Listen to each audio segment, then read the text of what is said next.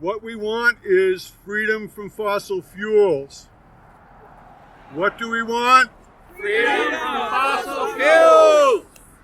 I don't think they heard you in the building. What do we want? Freedom from fossil fuels! I don't think they heard you in Butte in the headquarters. Let's go. What do we want? Freedom from fossil fuels! I don't think they heard you in South Dakota, the major headquarters for North. What do we want? Freedom from fossil fuels! All right, that's better. Thank you. I'm Jeff Smith. I'm one of the co-chairs of 350 Montana. And you know, NorthWestern Energy just came out with a plan to be net zero in greenhouse gas emissions by 2050. They spent a lot of money on it. And there's a lot of advertising, inserts to 350,000 Montanans, website retooling. What did you think of it? Smoke and mirrors. Right, you can turn that around. Yeah, that's right. You know, it's horrible. It's an embarrassment. The plan leaves us with a big question about whether NorthWestern Energy is a regulated public utility or whether it's a death cult. Death cult. Let me explain. The Intergovernmental Panel on Climate Change says we have, quote, a brief and rapidly closing window of opportunity to secure a livable and sustainable future for all. We have 1 decade. That's why we're here today, to take action, to raise our voices to this moral imperative.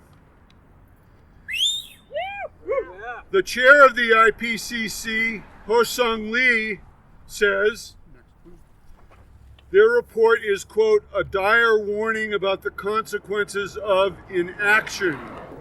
A dire warning about the consequences of inaction. UN Secretary General Antonio Guterres called it a code red for humanity. Code red. And he said, if we combine forces now, we can avert climate catastrophe. Then he left us with this phrase, delay means death. Delay means death. Delay means death. Delay means death. Delay means death. Delay means death. So, what is the response of our friends at NorthWestern Energy in this most critical moment in human history? Delay. Public relations. A glossy new pamphlet explaining the company will get to net zero carbon emissions by, wait for it, 2050. Too late. They will keep global temperatures, wait for it, below 2 degrees centigrade. Oh, death. Death. A junior high kid who turned in a science paper as dangerously misinformed as this, missing these quite emphatic global warming targets, 1.5 degrees Celsius and 2030, would flunk. Hey, flunk. Flunk that kid. The dunce cap. I can picture the teacher saying, NorthWestern Energy CEO Bob Rowe, take this stool to the corner Yeah. and put on this pointed hat for the rest of the day. Bob didn't ask how he might bring NorthWestern Energy into compliance with the level of threat. Delay means death. Delay means death. And pitch in to stop Montana's mega fires, to slow the agonizing death of our rivers and streams, to get a handle on our extreme weather events like the fire that destroyed Denton on December 1st, And he didn't try to avert the ongoing drought, which science says is the worst in 1,200 years, devastating our world-class agriculture. No.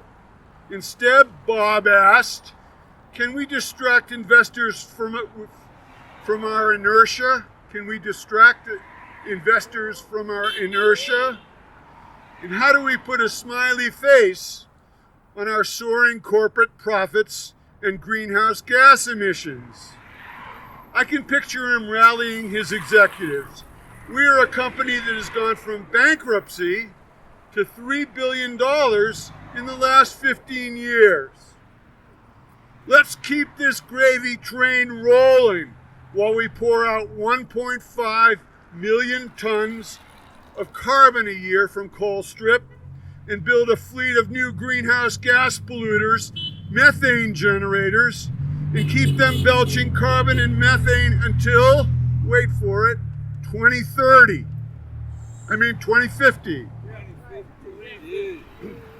So Bob and his executive team chose to keep their salaries. And the next one too, sorry. Their annual stock rewards and accelerate the company's greenhouse gas pollution. It's a closed loop.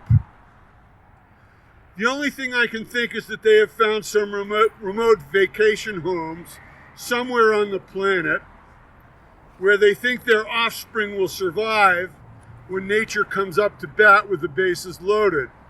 Not likely. It is the exact wrong time to build new methane generators. Methane is 80 times more powerful as a greenhouse gas than carbon dioxide, and we've never seen the level of methane that's currently in our atmosphere. Scientists are calling it a fire alarm moment. Stopping methane pollution, according to the IPCC, is the number one priority right here, right now, if we're going to get a handle on this situation. We have an incredible opportunity. An all-out effort to substantially reduce methane would slow the rate of global warming by 30%. It could make a difference between us making the 1.5 degrees centigrade target and dropping to 2 degrees centigrade. And the quickest, most cost-effective reduction technologies for methane are, wait for it, not considered in their plan. Not considered by the people in this building right here and the big new glass building in Butte that looks south toward the beautiful and vulnerable Big Hole River. Do you see any renewables in NorthWestern Energy's plan? No. In his recent op-ed, Missoula's Nobel Peace Prize winner and climate scientist Stephen Running said, quote, "I really hope NorthWestern Energy's net zero commitment does not represent the core of who we are," in the words of CEO Bob Rowe, "because it dooms Montana and the Earth to a perilous future. It dooms Montana." Doomsday. Bob, this is what we know. Delay means death. Delay means death. You may think that you have the PSC sewn up. You may think that you have the legislature sewn up. You may think you have the stock market sewn up. You may think you have Joe Manchin sewn up. You may think public relations will carry the day, but we don't think so. Might does not make right. A growing number of Montanans are showing up and fighting against your death cult. There's standing room only in every room where fossil fuel decisions are made. We have these beautiful, full of life rivers and streams on our side. We have these lush green mountains teeming with wildlife and complex alpine biology on our side. We have a gorgeous change of seasons our Flathead Lake, our skiing and snowboarding, our amber waves of grain on our side. And like Ukrainians, we can be very stubborn and very powerful when it comes to saving these priceless things, saving them and passing them on to our children and our grandchildren and our progeny. So we're going to win.